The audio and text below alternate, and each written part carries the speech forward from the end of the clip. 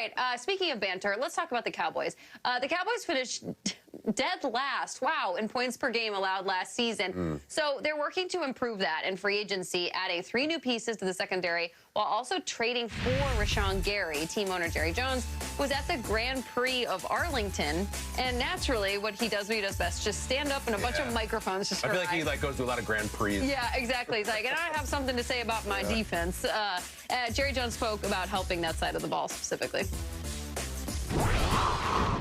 What we've done on defense, and that plus what we have set up for the draft, plus what we really have coming back from our veteran defensive players that really didn't play that much last year, injury issues, things like that, gives us a lot of promise. And I'll tell you, when you have the challenges we had last year, there's no place to go but up on the defensive side of the ball.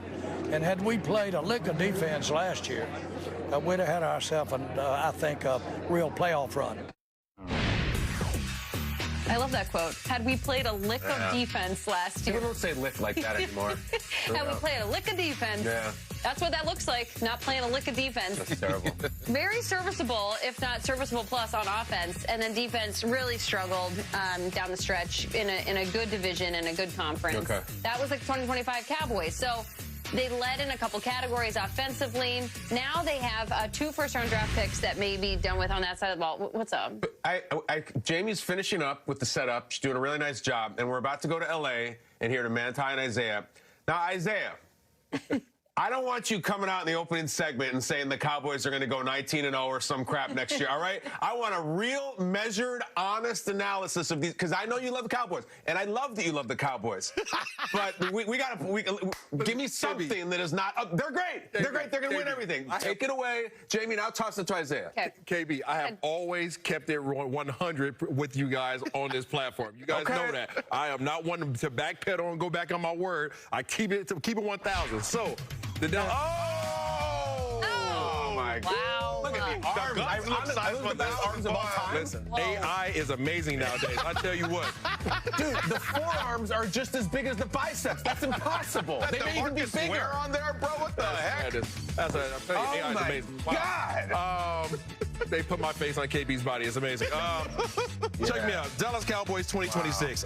Following on the heels of what Mr. Jones just said, Double J.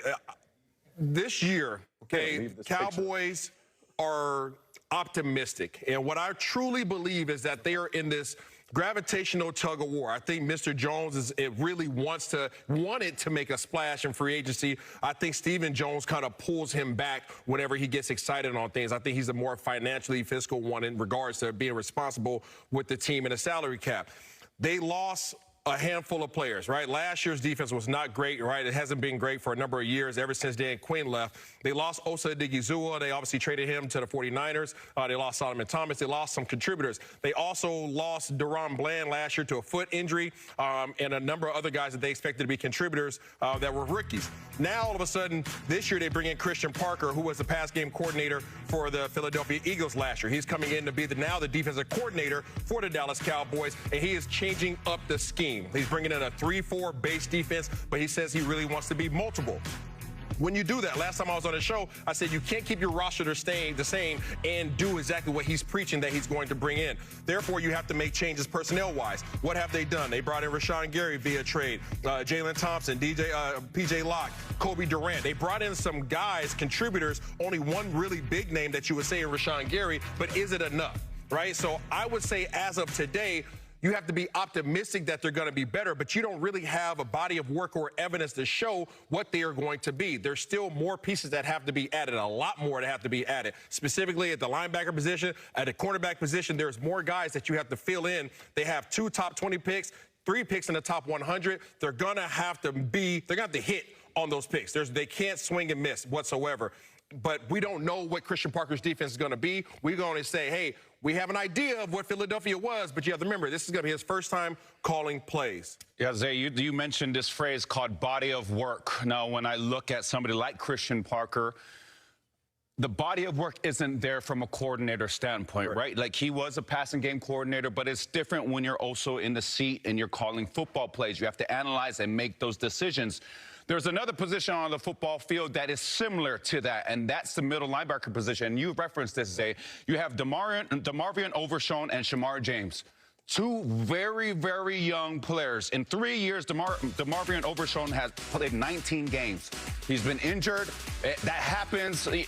That's none of his fault. Shamar James is going in his second year. Now, their front seven, I believe, is going to be strong. Like when you think about Quinnen Williams, Kenny Clark, you add a couple pieces to that equation. I think they're going to be strong. However, when you are young, when you are the middle linebacker, when you have the green dot, none of these two young men have ever had the green dot in their careers to be able to stand in front of 10 large human beings and have to communicate plays to them. Not to mention that the defensive coordinator is also young. So when you're talking about certain experience or lack of experience, there's lack of experience in key situations, in key positions. You could have dogs around you, but if the guy that is communicating to these guys doesn't have that confidence, trust me, that's when you have that term, too many chefs in the kitchen. Yeah. The Quinnen Williams, trust me, is going to have an opinion if somebody can't get them aligned. So for me, Kyle, it's all about the lack of experience in certain situations when they're surrounded by what I believe is going to be a really good front seven. I love the question at the bottom of the screen because it just asked it for me, and Jamie knows this every single year when we do this and we dust off our new version of the Cowboys. What's different from every other version? And I'm asking that because I want the answer. What is different about this Cowboys team? And where are we at with Dak right now? This is an interesting... Now, Dak, incredibly, is entering his 11th season as a starter. 11th. Dak has 2 playoff wins in 11 seasons. Jaden Daniels has 2 in 1 healthy season. Drake May has more playoff wins than Dak Prescott. CJ Stroud has more playoff wins than Dak Prescott. And so, can you imagine a reality where Dak wins a Super Bowl or reaches a Super Bowl in his 11th season? It's incredibly, incredibly rare for a quarterback to make their first Super Bowl in the 11th season or later. These are the only guys to ever do it in NFL history.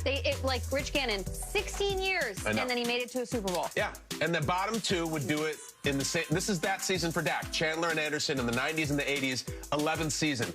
Matthew Stafford, 13th season. Now, the other thing is, for the bottom 3, Gannon, Chandler, and Anderson, Dak has started more games than all of them, and it's not close. The only person who started more games without making a Super Bowl was Stafford. Stafford eventually made and won the Super Bowl with an exceptional head coach, an exceptional piece of defensive talent, including one of the best players ever in Aaron Donald. Does Dak have that? I don't know. And the Dak conversation is so loaded because people want to say it's not his fault or it's his fault. And, last year, Dak was pretty good. The defense was terrible. The year before that, the defense was also terrible, but Dak got hurt. But the season just start to mount. We're in the 8th, the 9th, the 11th season, and history is saying it's incredibly rare for a quarterback to make a Super Bowl that deep into his career. So right now, if you were to try to explain really simply to someone who is new to football or young or old or whatever it was, tell me about Dak Prescott. Tell me, give me the whole Dak Prescott dossier. You'd say, really good player, really good dude, Walter Payton Man of the Year, is really wealthy.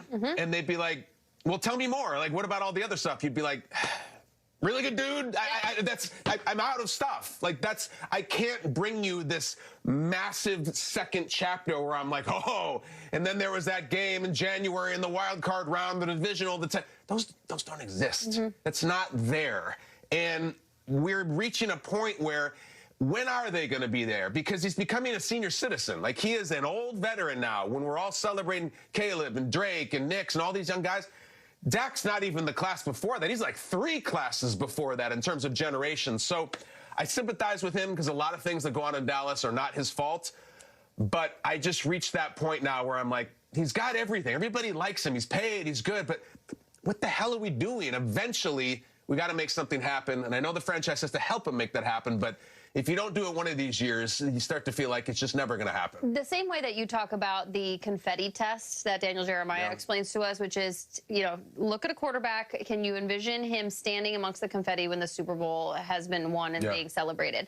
I do the same with teams reaching the Super Bowl and saying, what was that team about? And the Rams, when Stafford arrived, that was a change. The Rams needed him. They had all these other pieces. We understood what they were about. That was the bleep them picks team. We know what the Seahawks, the 2025 Seahawks were about.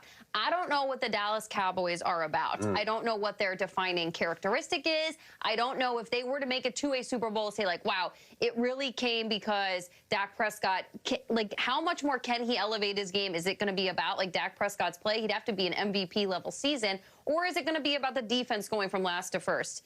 That being said, Isaiah, I ask you, we keep seeing this. The defense has to improve. Defense has to improve. Anybody else out there that you think of that can come to town that can help this team out?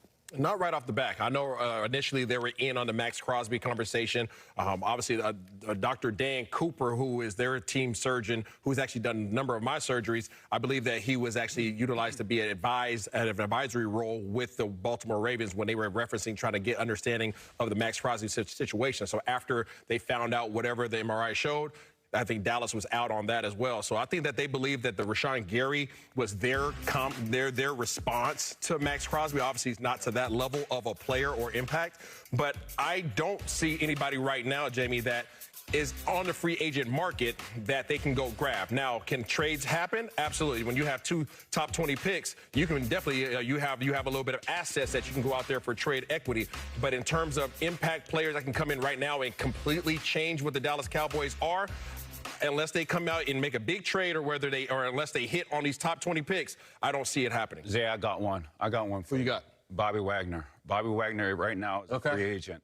Bobby Wagner is somebody, guys, I mentioned this movie before on this show. You know the movie Patriot? There's that scene where they're at war and they shoot the British commanders. And when they shoot the commander, the rest of the soldiers don't know what to do. They're just standing there. It's like, I don't know.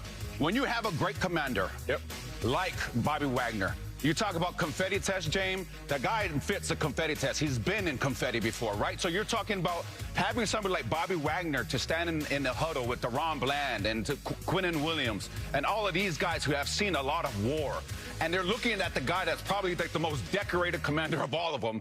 That creates a calm, right? Like, there is something about having somebody in the ear. We have this thing, right, this mic. Imagine if I'm trying to make a take or you're trying to make a take, and then the guys in the control room are constantly talking to you like, hey, make sure you tell KB to do this, and make sure you tell Jamie to do this. Make sure you tell... It is so frustrating sometimes, and not to mention there's 80,000, 100,000 plus people yelling. There are some guys that rather not have the microphone in their helmet. When Demario Davis came over to us from the New York Jets to New Orleans Saints, I had the mic. Demario did not want to have that mic in his helmet. He's like, bro, you take it. I'm going to just do my stuff at will linebacker and let me do me. Because once I get the coach in my head, that confuses the heck out of me. There has to be somebody that stands in front of that huddle, that when all the other 10 gentlemen look at him, there's a respect factor and there's an understanding that this guy's going to lead us into war and he's going to do it very, very well. And then also, he's not going to get flustered over the pressure of having this guy in his ear all the time. So I look at one guy like Bobby Wagner that you could get. Manti and Isaiah are so professional. We asked them, why will the Cowboys be different? We're making them answer this question. And Kyle, the other day we had an exercise. We were supposed to rank our top 4 teams in the AFC North. The first 2 guys went, and then you just didn't go. You just ranked your diners instead. Yeah. So do you want to answer why will the Cowboys be different at all? I just think, like, the defense has to get much better, and Dak and CD and Pickens become like the best show in the league. Yeah. That's it. I mean, they become like that version of the Bengals. And Schottenheimer becomes like a coach that we all really, really respect in terms of like big time stuff. I don't know. They take a huge jump, but we've been waiting for them to take the jump since I got my driver's license. Totally. Totally. It's a long time ago. And they have to rely on Brandon Aubrey keep hitting from long range. Yes, like big time. They have to. And by the way, what Isaiah said is like, this is why this is fun. They have 2 really, really juicy draft picks. Yeah. Get those draft picks. Get the rookie of the year in one of those draft picks, and then we're talking. Do like what the Texans did a couple years ago with us. Yeah. Do like the Cowboys did in 2016 when they drafted Dak and Zeke, and all of a sudden they were incredible. Now, of course, they still got knocked out on their own field early in the playoffs, but they were rookies back then. Let's do it again. I'd love for it to happen.